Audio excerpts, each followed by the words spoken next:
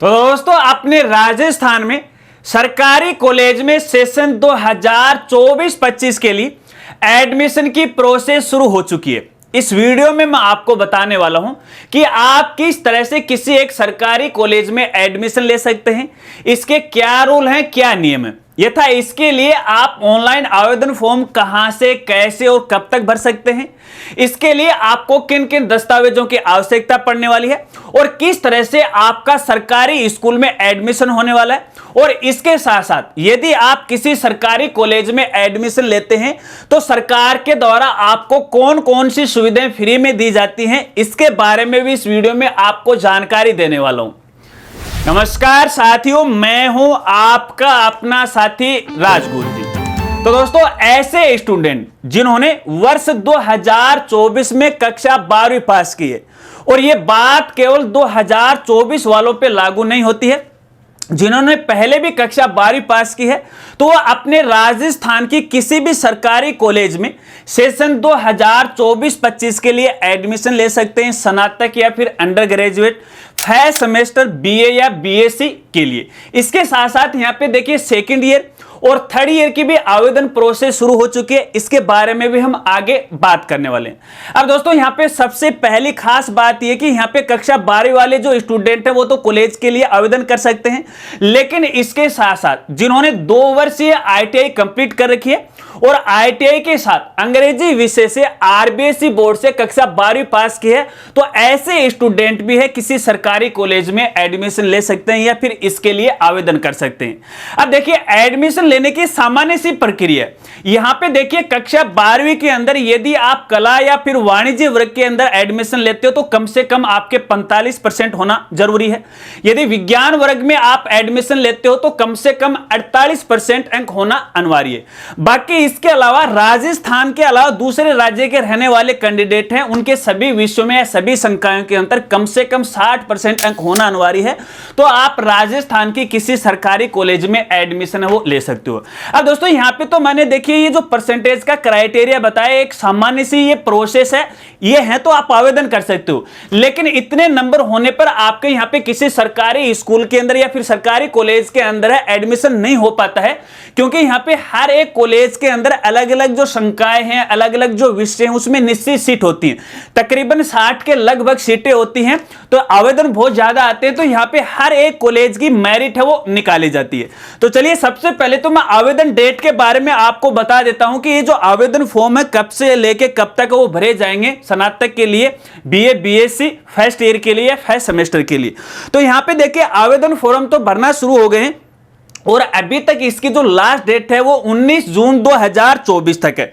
और इसके बाद यहां पे देखिए जब आप आवेदन फॉर्म भर दोगे उसके बाद संबंधित कॉलेज के द्वारा आपके आवेदन फॉर्म की चेकिंग की जाएगी या फिर उनको वेरीफाई किया जाएगा, और वेरीफाई करने की ये जो डेट रहेगी 22 जून 2024। इसके बाद यहां पे देखिए वरीयता सूची है वो जारी की जाएगी और ये जो डेट रहेगी 24 जून 2024, ठीक है। इसके बाद यहां पे देखिए जब आपकी वरीयता सूची में आपका नाम आ जाता है और उसके बाद प्रवेश के लिए है सूचना जारी की जाएगी, और ये जो डेट रहेगी 28 जून 2024।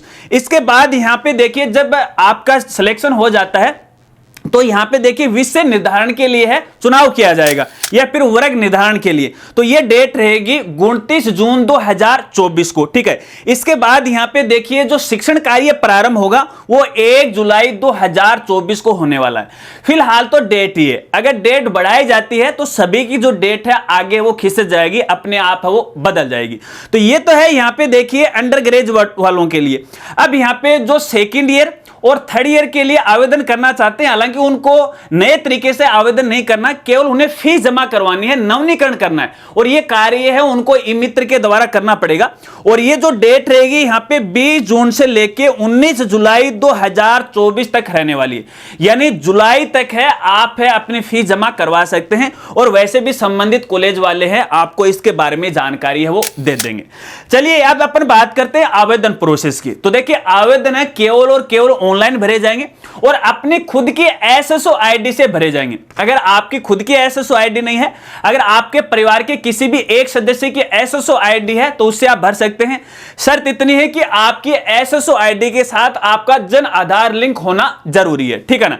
अब यहां पे देखिए, जब भी आप ऑनलाइन आवेदन फॉर्म भरोगे ना एसएसओ आईडी के माध्यम से, तो जो राजस्थान के निवासी हैं उनको तो अपने जन आधार से आवेदन फॉर्म भरना पड़ेगा।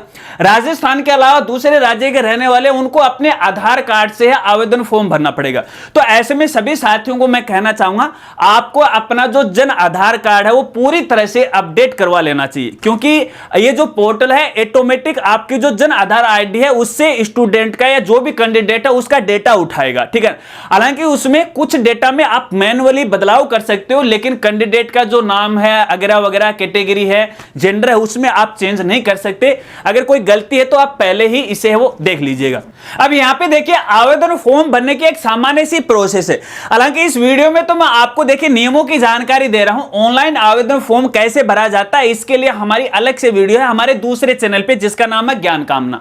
उस वीडियो का लिंक आपको वीडियो की डिस्क्रिप्शन में वो मिल जाएगा।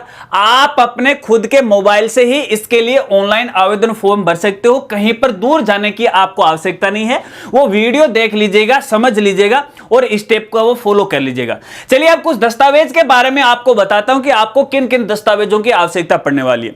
दोस्तों, जिस समय आप ऑनलाइन आवेदन फॉर्म भरोगे ना उस समय आपको कुछ दस्तावेज देने पड़ेंगे, और जिस समय किसी कॉलेज के अंदर आपका एडमिशन हो जाएगा उस समय भी आपको कुछ दस्तावेज देने पड़ेंगे। तो ऑनलाइन आवेदन फॉर्म के समय एक तो कैंडिडेट की जो फोटो है, एक सिग्नेचर है, उसकी आवश्यकता पड़ेगी, और इसके साथ साथ यहां पे देखिए इनकम सर्टिफिकेट की आवश्यकता पड़ेगी। यदि आप कर्षक वर्ग से हो, ऑनलाइन फॉर्म के अंदर आप कर्षक वर्ग दिखाते हो, आर्थिक पिछड़े वर्ग से यदि आप दिखाते हो तो इसकी आपको यहां पे आवश्यकता पड़ने वाली है। हालांकि सबके लिए कंपलसरी नहीं है। इसके साथ साथ यहां पे बैंक पासबुक की फोटोकॉपी की आपको आवश्यकता पड़ेगी, और ये जो खाता है वो केवल और केवल कैंडिडेट के नाम से होना चाहिए, क्योंकि ऑनलाइन आवेदन फॉर्म भरोगे तो वहां पर भी आपको बैंक खाते की डिटेल है वो डालनी पड़ेगी। क्यों डालनी पड़ेगी? क्योंकि देखिए सरकार के द्वारा बहुत सारी सुविधाएं दी जाती हैं, आपको कई स्कॉलरशिप दी जाती हैं, तो इसी बैंक अकाउंट में है वो स्कॉलरशिप आने वाली है। तो खाता है कैंडिडेट के नाम से ही होना चाहिए। इसके साथ साथ यहां पे आपके अंतिम वर्ष की जो मार्कशीट है वो भी आपके पास होनी चाहिए, वो भी आपको ऑनलाइन अपलोड करना पड़ेगा। और इसके साथ साथ ऐसे जो कैंडिडेट हैं जिनके यहां पे देखिए कक्षा 12वीं पास करने के बाद यहां पे 1 वर्ष 2 वर्ष या 3 वर्ष का गैप हो गया है, तो उनको एक गैप सर्टिफिकेट है वो भी है कॉलेज में देना पड़ेगा। अब यहां पे देखिए कुछ दस्तावेज तो यहां पे देखिए ऑनलाइन आपको अपलोड करने हैं, हालांकि गैप सर्टिफिकेट ऑनलाइन आपको अपलोड नहीं करना, लेकिन जिस समय आपका एडमिशन फाइनल हो जाएगा उस समय आपका जैसे एक मूल निवास प्रमाण पत्र है, आपका जाति प्रमाण पत्र है, आपका इनकम सर्टिफिकेट है, इस प्रकार के दस्तावेज हैं आपको जमा करवाने पड़ेंगे। बाकी जो ऑनलाइन आपने अपलोड की वो तो आपको जमा ही करवाने। इसके साथ साथ ऑनलाइन भरा हुआ जो आवेदन फॉर्म है वो भी आपको कॉलेज में वो जमा करवाना पड़ेगा। चलिए अब यहां पे देखिए ये तो दस्तावेज की रही बात। अब यदि आप किसी सरकारी कॉलेज के अंदर एडमिशन लेते हो तो आपको कई तरह की सुविधाएं हैं सरकार के द्वारा दी जाती हैं। क्या क्या सुविधाएं दी जाती है वो आपको मैं बता देता हूं। देखिए यहां पे एक तो आपको फ्री में मॉक टेस्ट है, जो भी कंपिटिटिव एग्जाम होती हैं, आईएएस है, आरएएस की एग्जाम है, तो यहां पे उनके लिए आपको ऑनलाइन सामान्य तौर पे बोल लो कि ऑनलाइन कोचिंग है आपको फ्री है वो प्रोवाइड करवाई जाएगी, तो आप पे एक कंपटीशन एग्जाम की वो तैयारी कर सकते हो। इसके साथ साथ यहां पे आपको किराए में भी छूट है वो मिलने वाला है। यहां पे देखिए यदि आप सरकारी रोडवेज के अंदर आप कॉलेज में जाते हो तो आपका एक पास बन जाएगा, तो यहां पे आपको किराए में छूट मिलेगी। इसके साथ साथ आपको यहां पे कॉलेज लेवल की यहां पे अलग अलग प्रकार की जो स्कॉलरशिप है, जैसे मुख्यमंत्री स्कॉलरशिप है, उच्च शिक्षा स्कॉलरशिप है, इस प्रकार की स्कॉलरशिप मिलती है। क्योंकि यदि आप किसी प्राइवेट कॉलेज में एडमिशन लेते हो तो इस प्रकार की जो ये स्कॉलरशिप है उनको नहीं मिलती, केवल सरकारी कॉलेज में एडमिशन लेने वाले ही स्टूडेंट को यहां पे मिलती है। इसके साथ साथ यहां पे देखिए स्पोर्ट्स एक्टिविटी में भाग लेने के लिए भी आपको मौका मिल जाता है, उसके लिए भी आपको यहां पे तैयारी करवाई जाती है अर्जुन दृष्टि को ध्यान में रखते हुए। और इसके साथ साथ आपको फ्री में बुक है वो भी मिलती है, और इसके साथ साथ यहां पर आपको नेता बनने का अवसर भी है वो मिलता है। यदि आप राजनीति में ज्यादा इंटरेस्ट रखते हैं तो आपको पता है कि कॉलेजों के अंदर है चुनाव होते रहते हैं, तो उन चुनाव में यदि आप खड़ा होना चाहते हो और नेता बनना चाहते हो तो वो भी आप बन सकते हो। क्योंकि किसी एक नेता की जो शुरुआत होती है ना वो यूं मान लीजिएगा स्टूडेंट लाइफ में कॉलेज से ही होती है, और कॉलेज से नेता बन के आज भी आप बड़े बड़े है वो नेता बन चुके हैं, और 2024 के चुनाव में लोकसभा में जाके है वो बैठ भी गए। तो बनना चाहते हो तो ये काम भी आपके लिए फ्री में।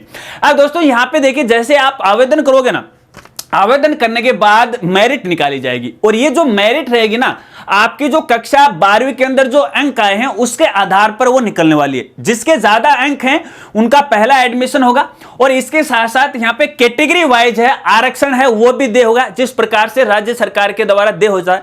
और प्रत्येक संकाय के अंदर 30% महिलाओं की जो सीटें हैं वो आरक्षित है, वो रहेंगी।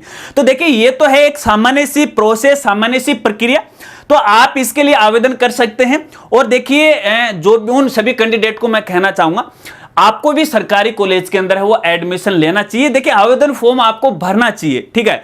अगर एडमिशन नहीं होता है तो वो एक अलग बात है, लेकिन जब आपका एडमिशन हो जाता है तो यहां पे देखिए आपको कोई भी फीस है वो नहीं लगती है। हालांकि प्राइवेट कॉलेजों के अंदर आपको बड़ी मोटी रकम फीस के रूप में है वो जमा करवानी पड़ती है। और यहां पर आपको समय समय के साथ है कई प्रकार की जो कंपटीशन एग्जाम है उनकी सुविधाएं भी आपको मिलती हैं। तो ऐसे में आप सबको आवेदन करना चाहिए। अगर वीडियो जानकारी आपको अच्छी लगी तो वीडियो को लाइक कीजिएगा, हो सके तो अपने दोस्तों के साथ वो जरूर शेयर कीजिएगा।